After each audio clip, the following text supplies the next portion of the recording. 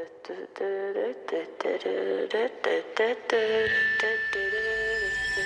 legends are told, some turn to dust or to gold, but you will remember me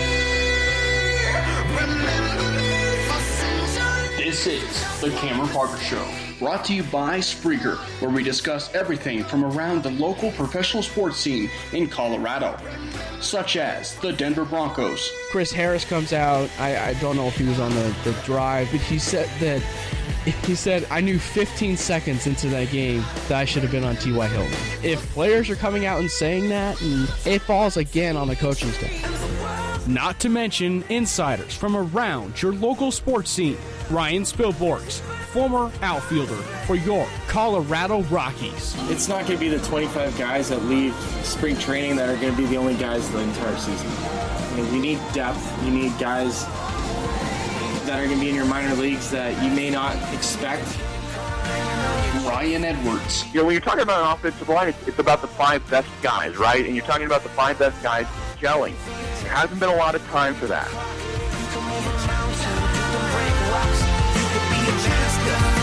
It's showtime. Are you ready?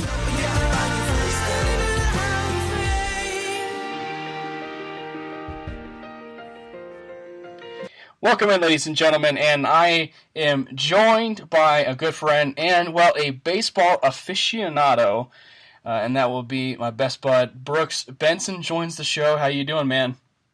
Good, man. How are you? I'm doing great.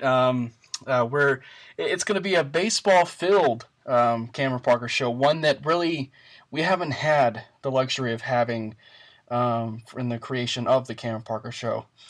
So we've certainly talked about it. We've mentioned, the Rockies certainly in spurts here and there, and maybe dedicating it to a segment so far here. But we really haven't dedicated it to a full show, and I really feel that at length, as far as talking about the Rockies off season, talking about the actual season in general, it's really gonna, I think, give fans the understanding of, from our point of view, what potentially went right, what potentially went wrong, and then maybe where they might go. Now, however, I want to lead off with something first so that you can get it off your chest.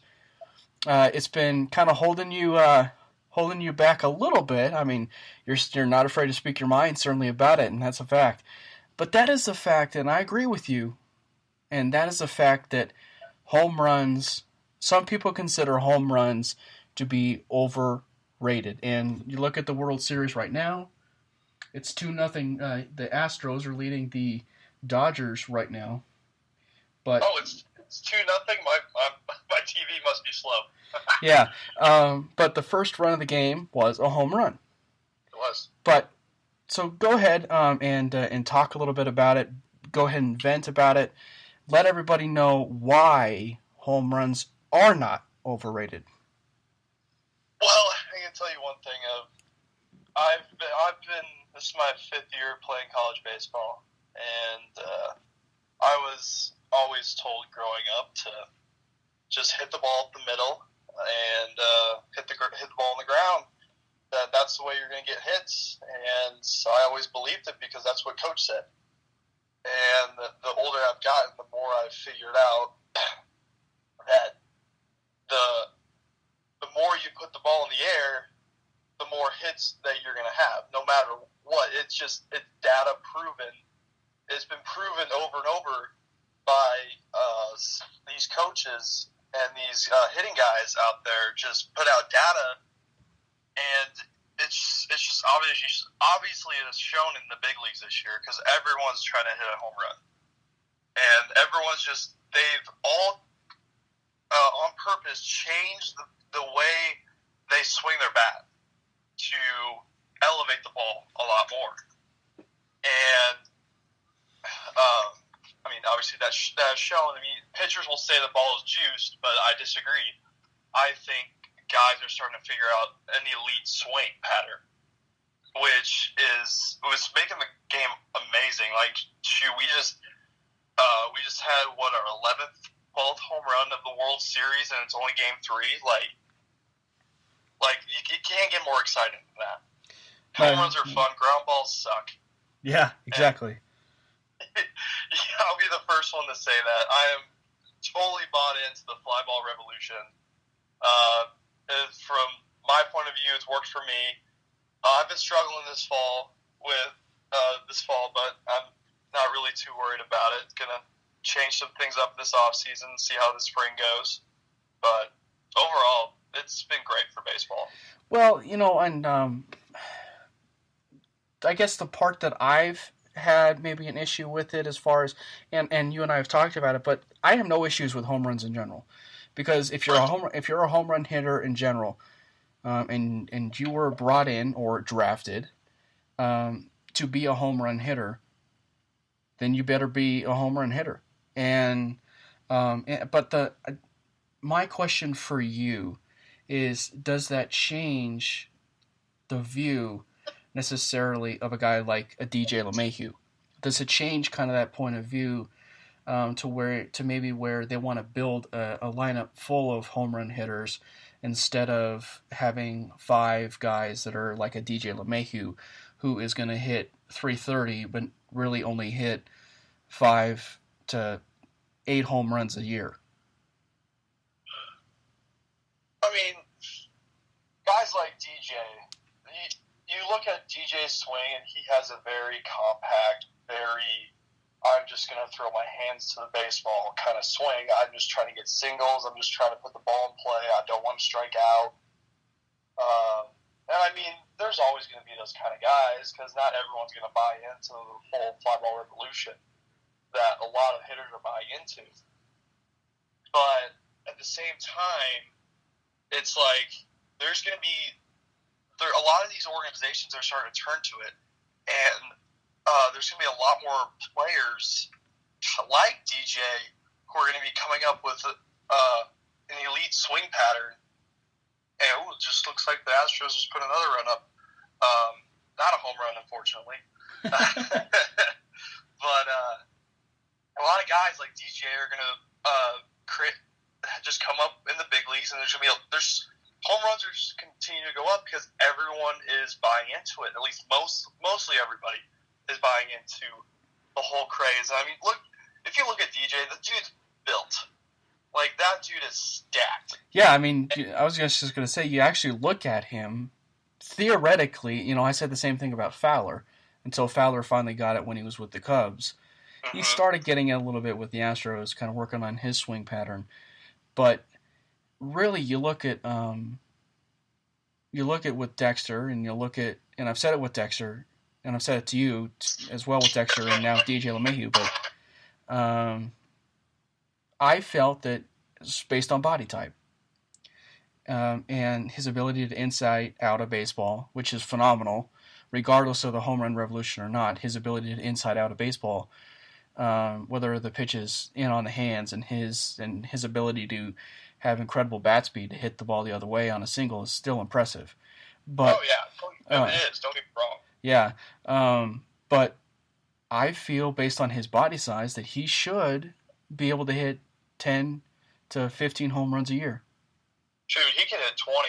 Honestly, if he, actually decided, hey, I'm going to change my barrel path to swinging up on the ball, he could easily hit 20 a year. Because the dude's 6'5", 230. He is huge for a second baseman. Mm-hmm. And you have guys like Dustin Pedroia and Jose Altuve hitting more home runs than him. It's he can definitely do it. It's just if he wants to or not. So, you've been talking about it. We've been talking about it briefly. Swing pattern. For those people that are little leaguers that are listening into the Cameron Parker Show, or people that are currently listening to the Cameron Parker Show, what is a swing pattern, or what is a barrel path? So basically, what a barrel path, swing pattern, whatever you want to call it, is you are. When you swing a bat, you're not swinging the old philosophy was to swing straight down to the ball. So take your hands straight to the baseball, just take that barrel straight to the baseball, kind of on a 45 degree, just plane, as you can say, just straight down. Not straight down, but you know what I mean. And try to get backspin and create backspin to hit the ball far. Well, that's changing these days.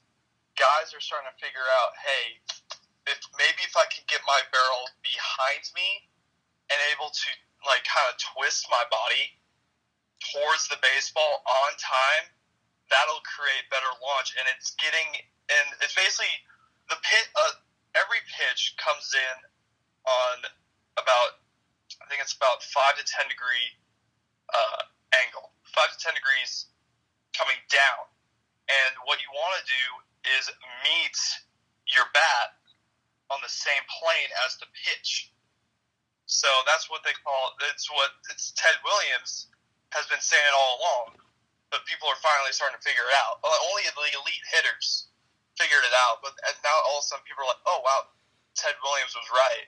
And it's hitting the ball in the slight up.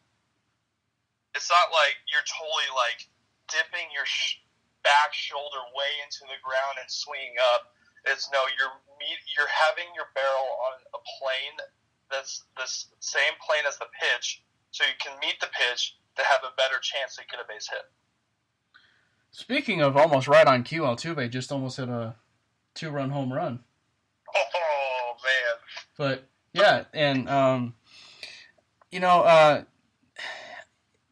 so again, does that as far as the barrel path and swing pattern? Obviously, people are different, and you're gonna maybe get a different stance, and you're gonna get it maybe from a different player necessarily. Right.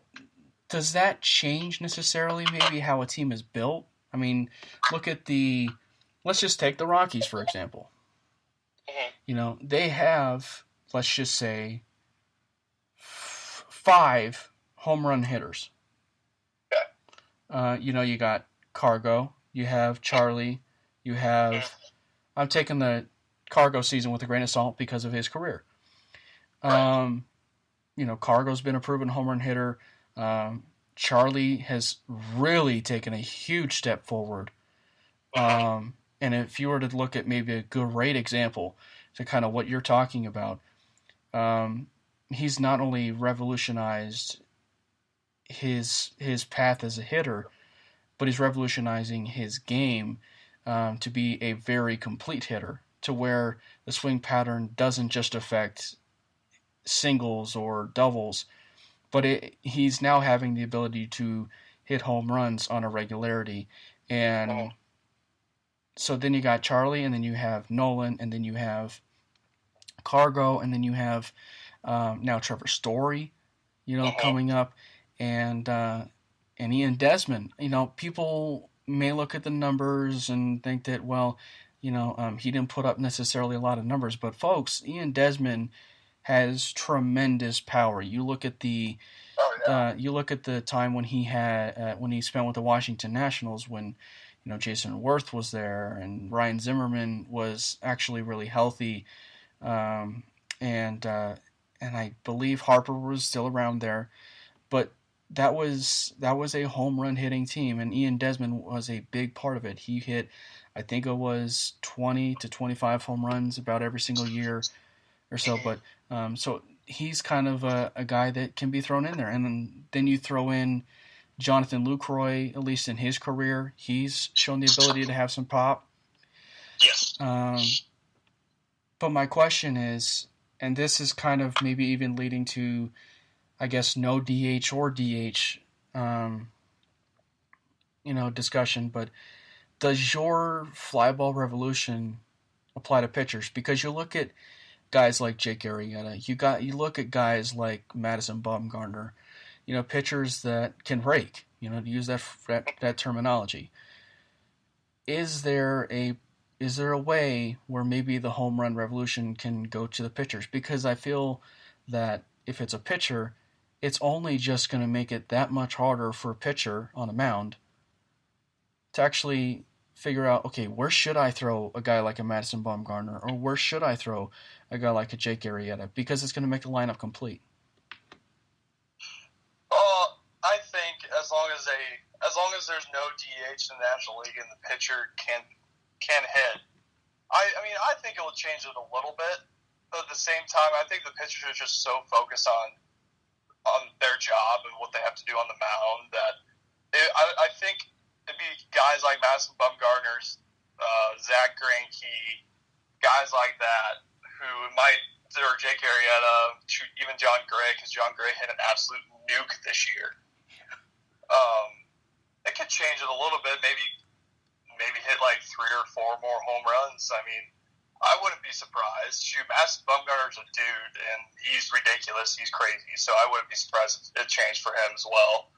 Like, why not? I mean, if you're gonna hit every 5 days and get 3 to 4 at bats, 2 to 4 at bats, depending on your day, why not try to hit it out? Yeah.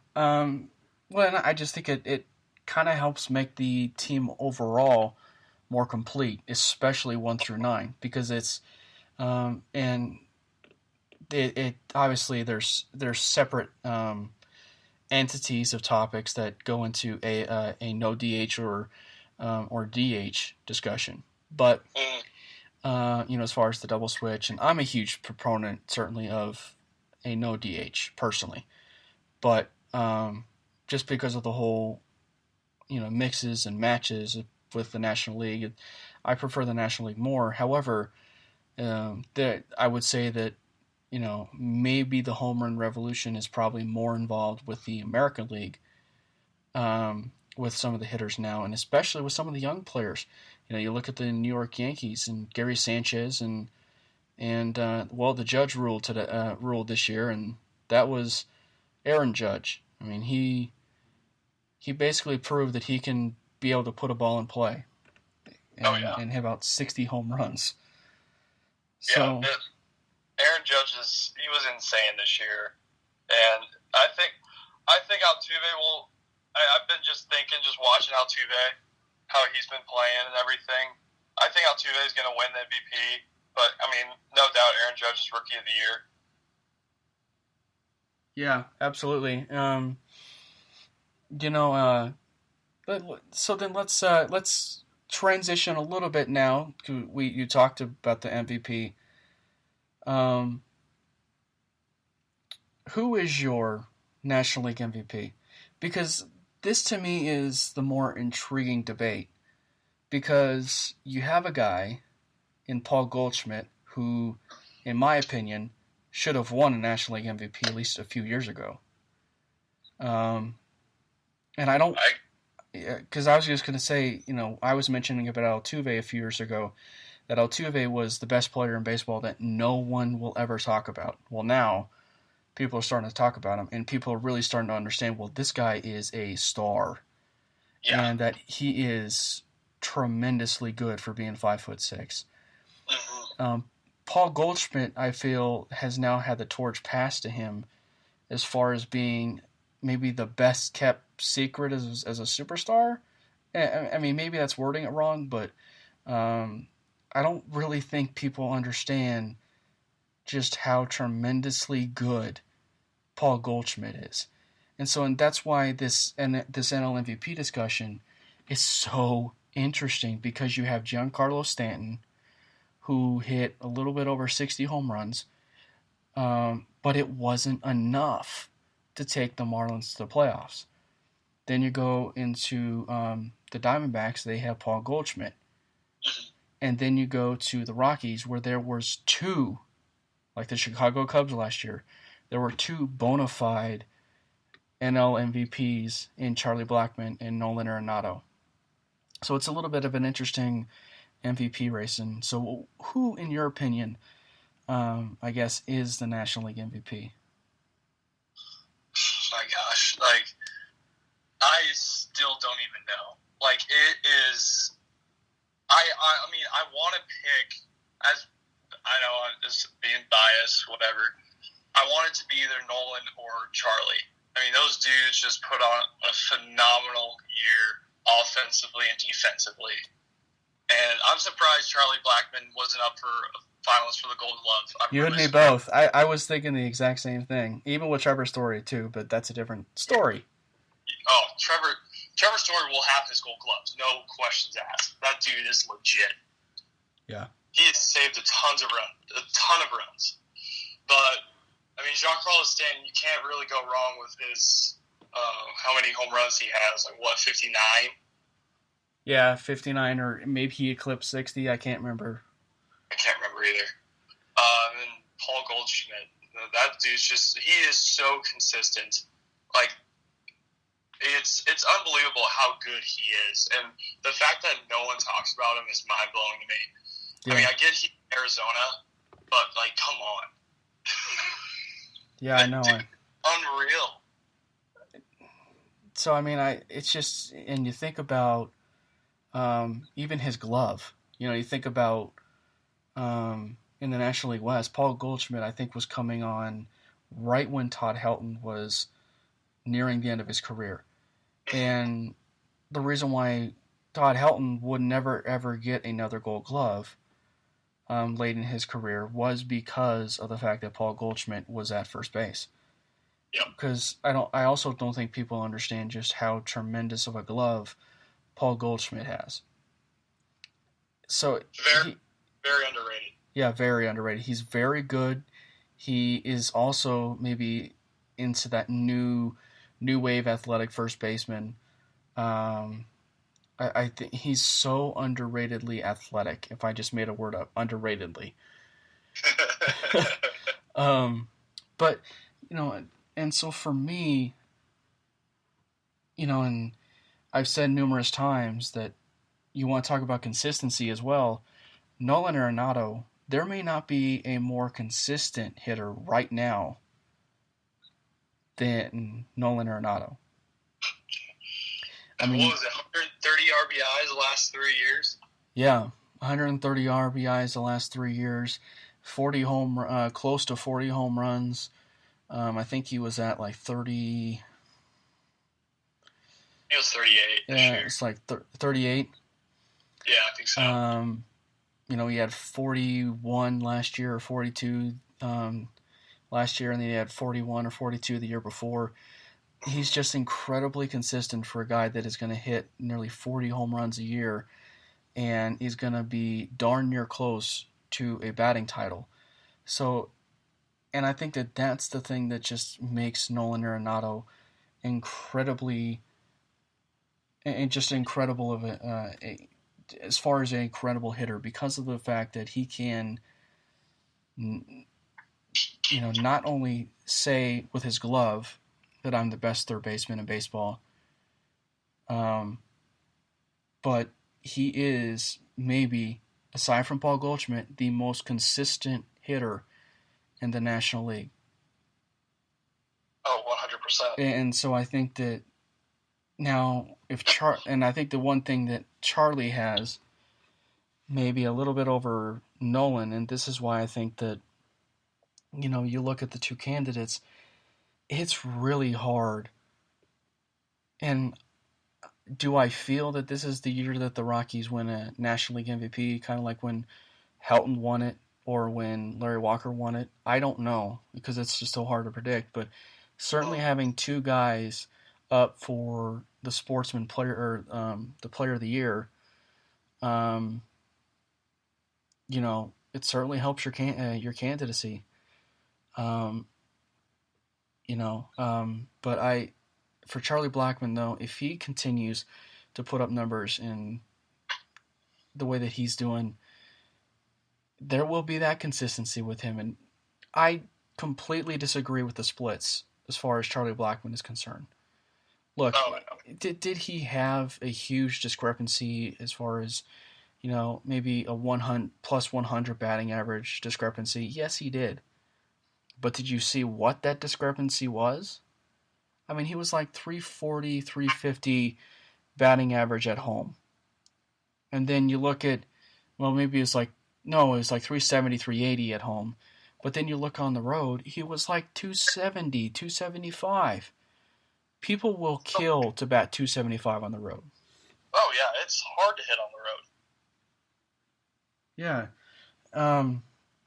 And so this just, for me, it makes it incredibly difficult as far as pinpointing a National League MVP. And maybe this is the year where my bias gets thrown out the window to the point where whoever wins it, I guess I'm fine with it. But the only thing that I would be very frustrated with, and you're the leader of the home run revolution, but it's one thing to hit 59 to 60 home runs every year, but it's another thing to miss the playoffs. It is. Yep. And so I think that would be my only problem. That's my only problem with Giancarlo Stanton, is that he hit over 60 or maybe 60 home runs, but his team didn't even make the playoffs.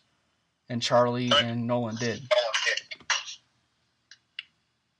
I agree. I think the MVP award should always, depending on obviously it always depends on the year. I mean, if for some reason a playoff team doesn't have an MVP, which would be weird, then okay.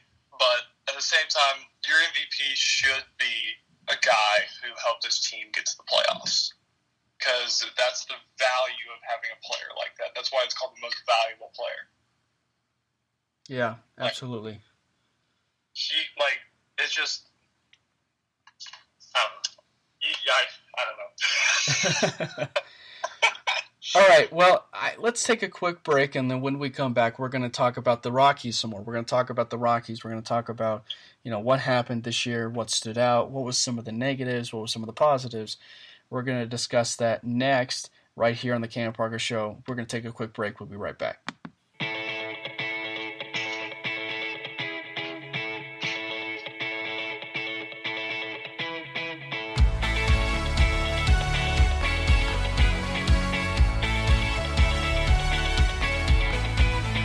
Let the heavens roar and all that's within me. Can't stop singing now. Revival is coming. There's no other name. To you be the glory.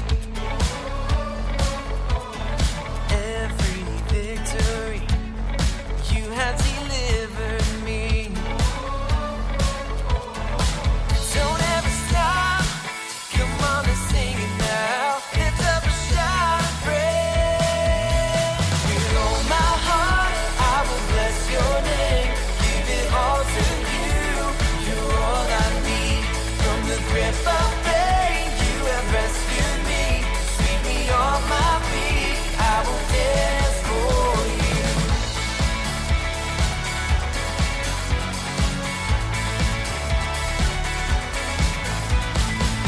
Everlasting love always surrounds me.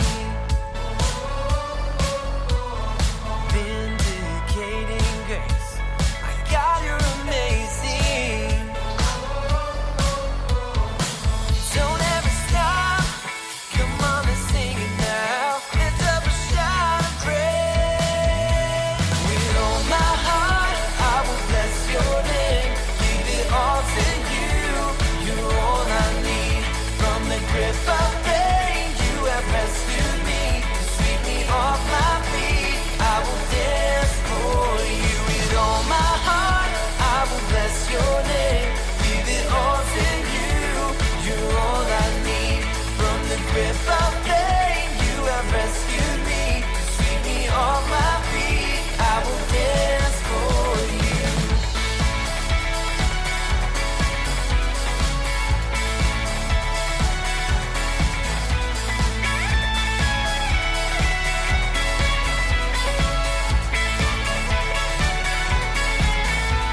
With all my heart, I will bless your name. Give it all to you. You're all I need. From the grip of pain, you have rescued me. Sweep me off my feet. I will dance for you. With all my heart, I will bless your name. Give it all to you. You're all I need. From the grip of pain, you have rescued me. Sweep me off my feet. I will dance for you.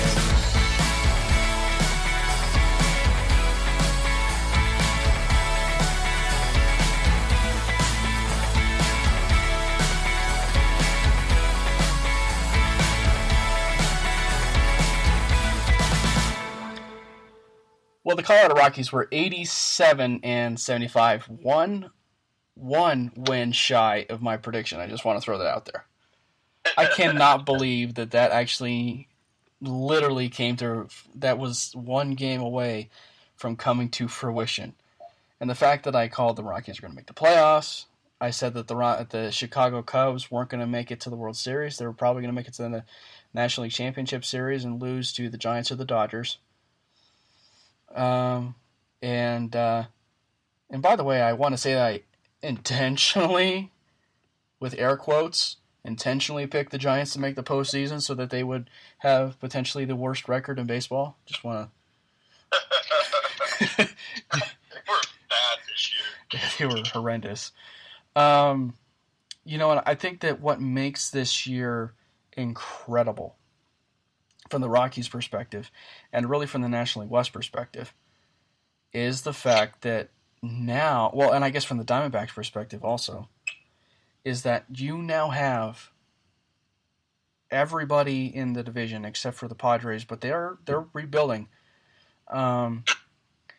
Everybody in that division that was in the National League West has basically put themselves on the map that we are the most competitive division in baseball. Mm-hmm. I mean, would you agree with that? Oh, I agree. I think once the Giants can get back to doing what they usually do, I think it's going to be really, really competitive. It's going to be a lot of fun to watch. You know, because I think, you know, did the Giants suck this year? Absolutely. Did their pitching suck? Absolutely. Did their hitting suck? Absolutely. But I think that if there's one area where, you know, if there's one area where you're the Giants, and I've been saying it for quite some time, but if there's one area where the Giants have really needed to add a lot of offensive firepower, and rumors are swirling that they may be interested in Giancarlo Stanton. I've heard that too.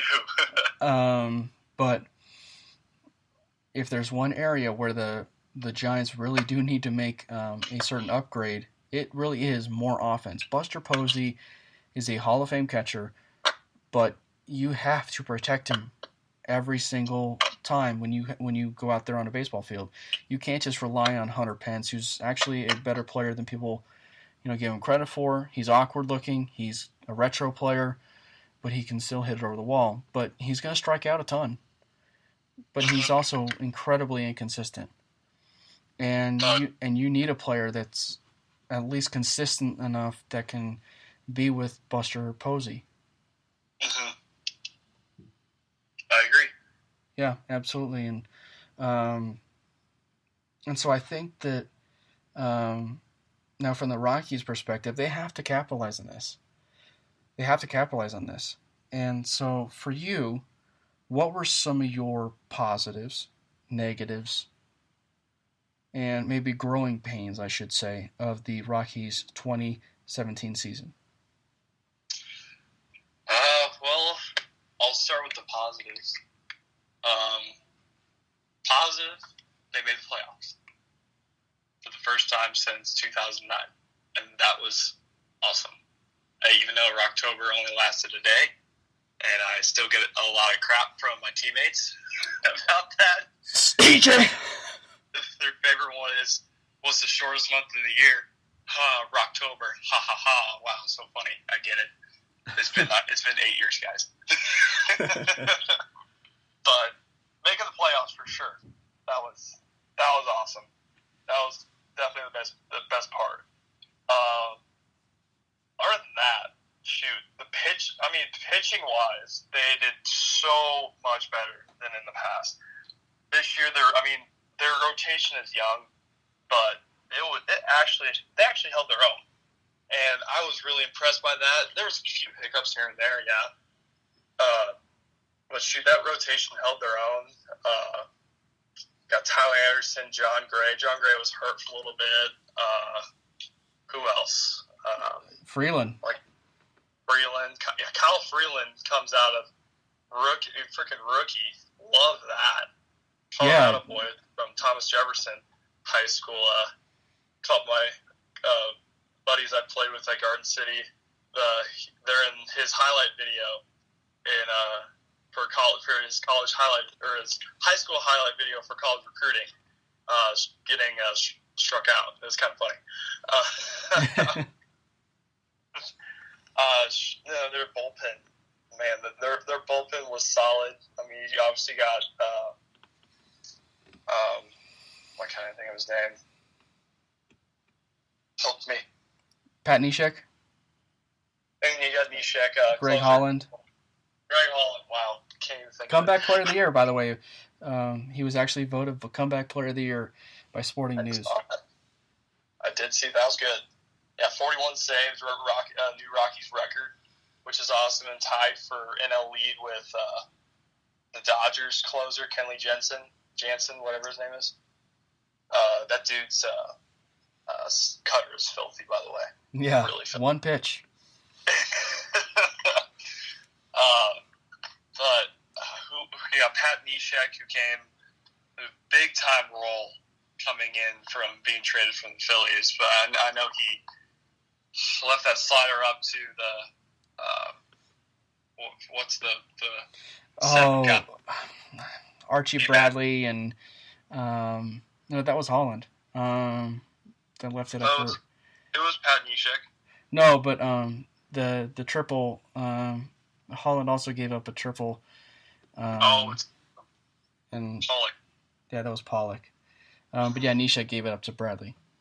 Yeah, I mean it was kind of funny. That game came down to literally two pitches, and if Holland made his pitch and Neshek made that pitch, totally different ball game.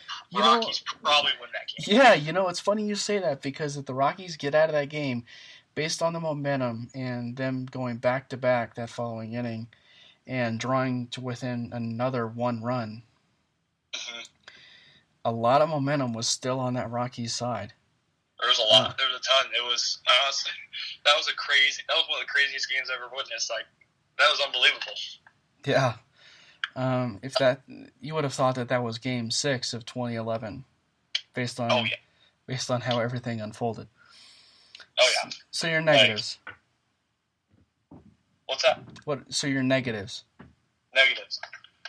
Negative wise, I mean, still pitching. I think it kind of hurt the Rockies that they didn't have potentially another arm in the bullpen that it was like a go-to arm that they can throw out there and be like, all right, he's a shutdown guy. Like once he's in there, we're gonna get this 1, 2, 3 outs right here and go hit. I think starting-wise, there was some hiccups as well. You got Jeff Hoffman. He started off really hot and then kind of cooled down after a while. I think he just kept leaving a lot of pitches up in the zone. Yeah, he throws 97, 98 miles an hour, but, I mean, they're major league hitters, and if you leave the fastball up enough, they're going to hit it. Yeah. The other one's Antonio Sensatella. We forgot about rookie pitchers, but he started out so well. He led the team in wins. Yes, I believe he did, and he faltered a lot. He did. Probably more so than Hoffman. Yes. And really, I'm sure you saw the tweet that I put out during the wild card game. And I know John Gray feels horrible about it because they feel like he's an ace in the making. But I think if you were to pinpoint one positive, as far as if you were to pick a player, and I cannot believe we even brought up his name. We didn't bring up his name. But my positive, is that young rotation. But if there's one player, one pitcher, necessarily that maybe put himself on the map that is right on the doorstep with John Gray, that's German Marquez. Yes, I was thinking the same thing. But my tweet that I put out before the game started, or a little bit before the game started by like a few weeks, but it was if there's one thing that this game is going to reinforce, it's going to reinforce that the Rockies do, in fact, need a bona fide ace. You need an ace that's going to compete and pitch against Greinke every single game out. You need a guy that's going to take the hill, that you have confidence going to, that it's going to be your Dragon Slayer. Not to say that Josh Fogg, when they went to the 163 game, was their ace, but he was their ace that night because he slayed them, for a good 6 innings, and then all hell broke loose. But you need a guy that's going to take the mound, and I think that if there's an under-the-radar signing to kind of hint towards the offseason as a next discussion, I really do think that they really do need to look hard after a starting pitcher, whether that is Jake Arrieta or whether that is, maybe putting your name and drawing and hopefully drawing Chris Archer out of your drawing, or maybe even going after Marcus Stroman again. So I don't know. For me, the positives is definitely the consistent lineup. And I think the positive for me is what Jonathan Lucroy provided. If there was one position offensively that has needed so much stability for the last 5 years, it's been catcher. They have not had a catcher that is going to handle that staff, and they've not had a catcher that is going to be able to at least provide some offensive firepower from that spot and be difficult with 2 strikes. I mean, you look at it, I think he had I have to look at it, but I think he had over 300 batting average with 2 strikes when he was with the Colorado Rockies. He was a tough out. And I think he tied Blackman or he was right up with Blackman during that time. One of the toughest hitters with 2 strikes. So it was a really good trade. And you look at all of the trades that the Rockies made between Neshek and Jonathan Lucroy, of all the moves the Rockies made, you would have thought it would have been pitching. But on the other side, it actually resulted in catching. I agree. The Rockies have been struggling the past 5 years at the catching position. I mean, they started out with Tony Walters, and we all thought Tony would be a dude, but he couldn't hit whatsoever. And they had Ryan Hannigan in there. Was it Ryan Hannigan? Yeah, it was Ryan Hannigan. It was actually Walters, and then Tom Murphy, and then Dustin Garneau, and then yeah. It's been. Don't get me wrong. They're really good behind the plate, but they haven't had that hitting catcher for a while. And seeing Lucroy in there, I know Lucroy's numbers this year. I think he only had 7 or 8 home runs. When he's usually a 20-plus guy, it was just a down year for him. I think he'll get right back to it. There's no questions asked. The dude's a competitor. You see it on the field. So I really hope he comes back he's coming back with the Rockies, or does he have to sign another deal? That's just it. We lead to the off-season talk. If you think about as far as off-season priorities, re-signing Jonathan Lucroy has to be your main priority, in my opinion. And then you can go to pitching, and then you can go to maybe starting pitching, but getting a 7th inning guy that can bring some stability to that bullpen, unless you feel that you're going to re-sign Greg Holland, which doesn't seem to be the case. And if you can re-sign Pat Neshek, then, well, I'm all for that as well.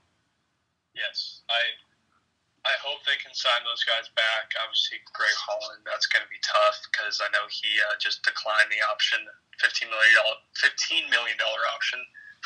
It's great money right there. But he's going to get about $15 million per year probably for, 3 or 4 years. Mm-hmm. He's only got a few years left. He's old. He's starting to get old. He's going to Father Time will hit him sooner or later, unfortunately. Well, you could already kind of see some of that, too, this year. Yes. Because again, people need to be reminded he had Tommy John surgery, He did. and that 18-month recovery certainly benefits you as far as the recovery initially. But it's when you start throwing, and you throw about, I don't know, 1 billion pitches during an MLB season, it's going to put a lot of wear and tear on potentially the arm that you had Tommy John surgery with. So Yeah, it is. I mean, my stepbrother, he just got Tommy John surgery. He's in the Mets organization, and he won't be back fully until next July. So he's got a long process to go through. But, I mean, you could definitely tell with Greg Holland that he was, the more the season went on, the more it looked like he got really tired, and he kept leaving the fastballs up. And he just got banged around a lot more. And I mean, towards the end, he started toning it down and started putting. It looked like it was the Greg Holland mold beginning of the season, but I mean, then we've had the playoff game against Arizona, and he struggled in that, just kept leaving balls up, kind of deal. yeah. So I guess I think overall you have to be very impressed with the team to go from really. You know what? I just realized this. I'm a big MLB The Show guy. Obviously, you knew that. Yeah. Well, now everybody knows that I'm a huge MLB Show guy. But it's funny. I was playing the game. I was playing just a game, and I was looking at the record. Did you know the Rockies were 75 and 87 last year? Really? So they flipped their record, literally identically. And so again, I think that really, look, did Bud Black, were there things, and as far as lineup potentially that, that were maybe question marks and scratch the head a little bit? Absolutely, because every manager is going to have, at times, you dealt with it, is going to have a lot of head scratchers. Yes. But after, when all is said and done, you still have to learn how to manage your baseball team. And I said it before the season started, that Bud Black will figure out a way to manage this baseball team at Coors Field. And the Rockies finally, it seems, have got it right as far as Bud Black is concerned. They went against their norm. They really went against their norm and hired a pitching manager. And right now, it looks like a blessing in disguise, because you could say that you might be the New York Yankees, or you might be the Boston Red Sox or the Washington Nationals right now. 3 playoff teams, those 3 playoff teams lost their manager. It's baffling to me. And so then you look at a young team like the Rockies, who were 87 and 75, and they were able to put up the type of numbers that they did as a staff, hitting and pitching. You look at Kyle Freeland's ability to pitch at Coors Field. You look at John Gray's ability to pitch,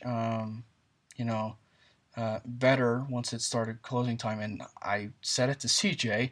He apparently wanted to ignore it. But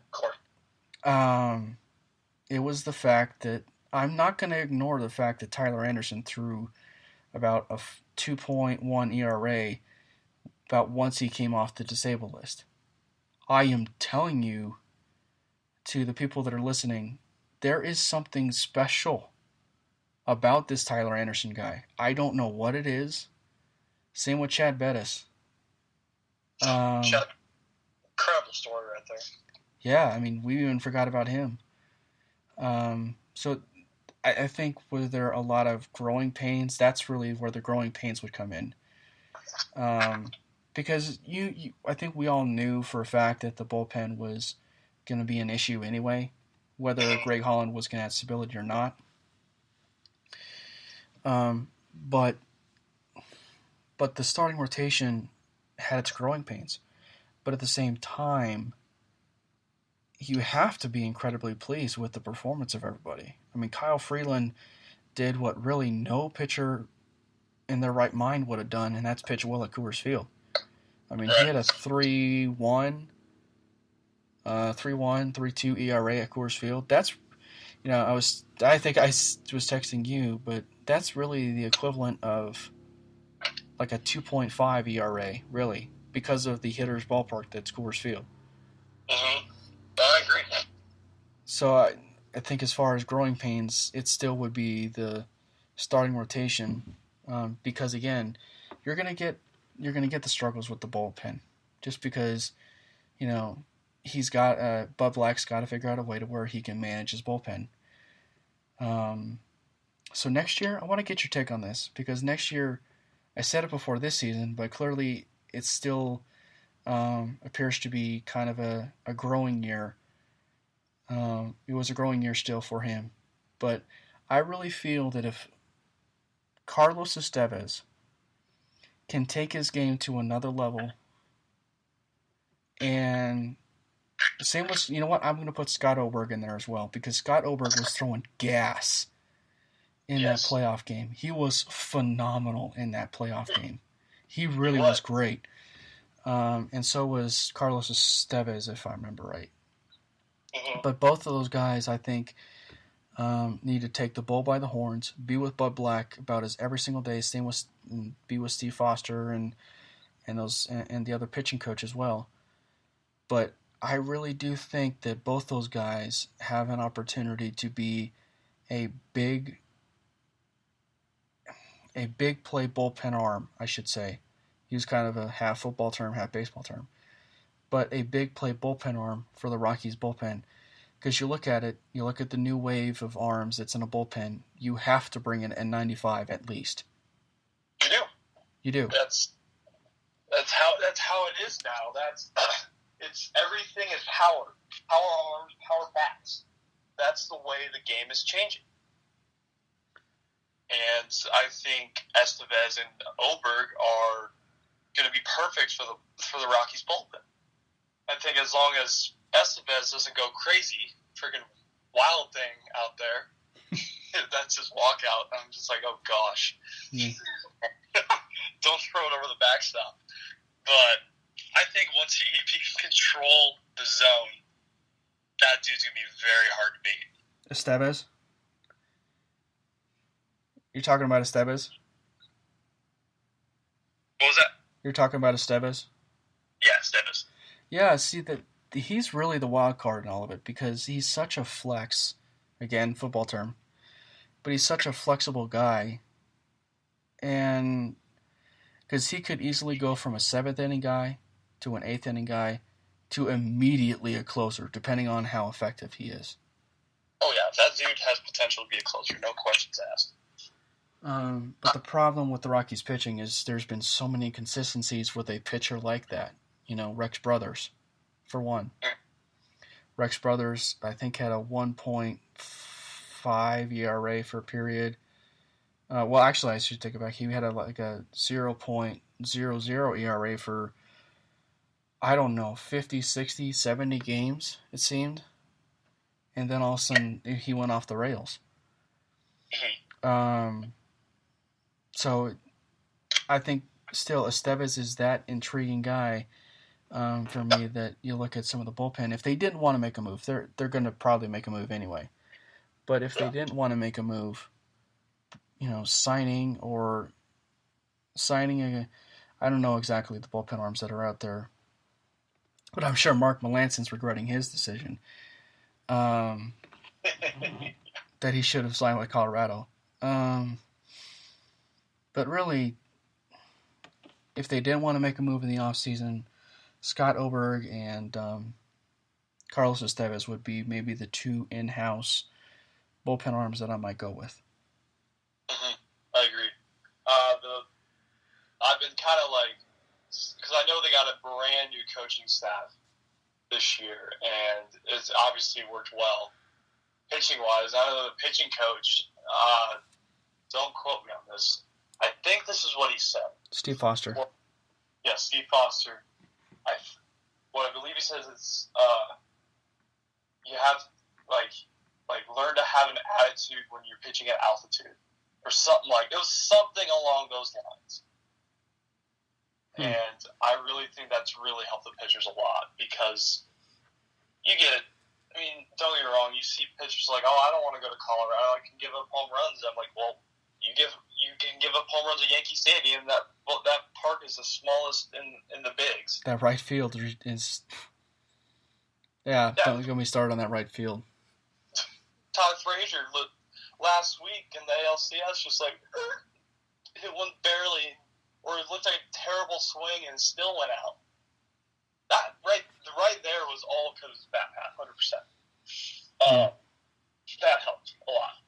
But I think he's just completely changed the hitters' minds, or the pitchers' minds when it comes to pitching at Coors Field, and I think that really helped him this year. You know, kind of going into the offseason, we're about 4 minutes away from wrapping the show up, but Man, I know you got to clean up the baseball field. But it's funny you say Steve Foster, because that's a guy that Greg Holland has pitched with his entire career. I did not know that. And is that going to play into his decision? I don't know. It could. Uh-huh. But, you know, overall you look at it and you think about the money, and money always talks. Money and home runs talk. He's going to warrant a lot of money in the offseason. And will the Rockies pony up and actually give him that money, or should they spend it elsewhere?